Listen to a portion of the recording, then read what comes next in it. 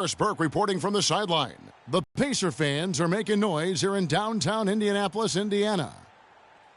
You look at really been struggling. Just one win in their last 5 games. And right now for the Bucks, they've never been able to take that next step this season and really break away from the pack. And, you know, they're running out of opportunities to finally make that surge, partner. They're leaving themselves in a tough position in terms of the playoffs. Now a chance, courtesy of Gatorade, all fueled up and ready to go. The starting 5 on the floor. And Milwaukee, looking at who they've got. Carter Williams is the point with Middleton at the 2. Antetokounmpo is out there with Monroe. And it's Plumlee in at the center, filling out the middle.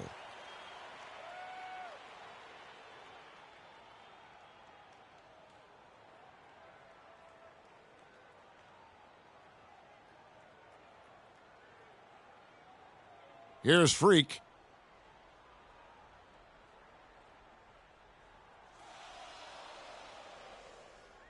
Ellis outside. Goes up and lays it nice and easy. And I tell you what, anytime you get those easy ones, that basket starts to get bigger.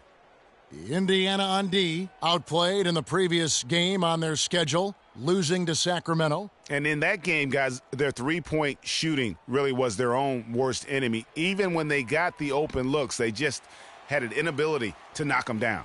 And, guys, you've seen it happen to every team. You have to be a threat from beyond the arc nowadays, and if your team goes cold, it really can sabotage your game. And it's Freak missing. For the Milwaukee Bucks, they come in off the loss to the Pelicans. And you don't have to go too deep into the box score to figure out why they lost that one. They just had an inability on that day to make shots. You know, sometimes we talk about a defense getting into the heads of the opposing players, Greg, but that night they got up in their own heads, just got in their own way and couldn't get out of it. For Indiana, they've gone 1 of 3 from the field to start this one so far. A quick shot there, and it's off target. Milwaukee with the ball. Antetokounmpo dishes to Carter Williams. Plumlee with the screen. Carter Williams with the bucket. Now, how about how he sets his man up there, runs him right into the screen, and then gets the basket? Here's Freak. Shot is no good, so Milwaukee will take it the other way. Earlier, Doris Burke spoke with head coach Jason Kidd. What'd you find out, Doris? And of course, he said a big key for them will be trying to minimize Monte Ellis's impact offensively. He added, he's one of the best in the league at blowing by his defender and finishing at the rim. We've got to force him left, and then at the other end, make sure we go at him defensively and see that he expends some energy there as well. Kevin, defense not Ellis's strong suit seems like a smart plan. And thanks for that story, Doris. And that one's good. Freak. You know, getting that first make is key after 4 misses to start, guys. I mean, hopefully he can build on that. The Bucks have gone 2 for 4 from the field so far today. They double him with Freak. Middleton for 3. Hill pulls it in. Indiana leading. And here's Freak. Outside for George. Hill sets the screen for Ellis, and there's the 3-second violation.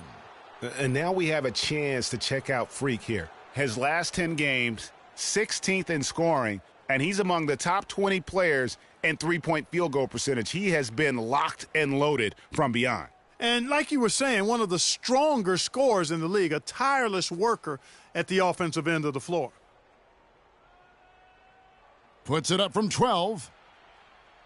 And all around the rim that time before dropping in.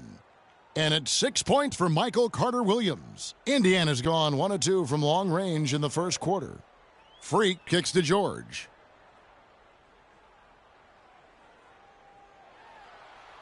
Kept alive. Here's Allen.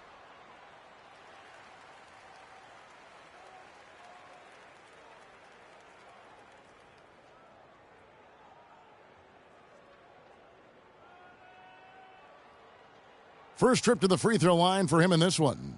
And on the season, you know, only shooting around 73%, so not necessarily where he'd like to be. And I think it's clear he's gotten better in that department since last season. I mean, he looks a lot more comfortable.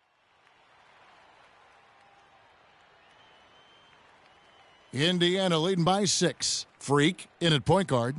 Turner is out there with Lavoy Allen. Then there's Hill, and it's George in at the 3.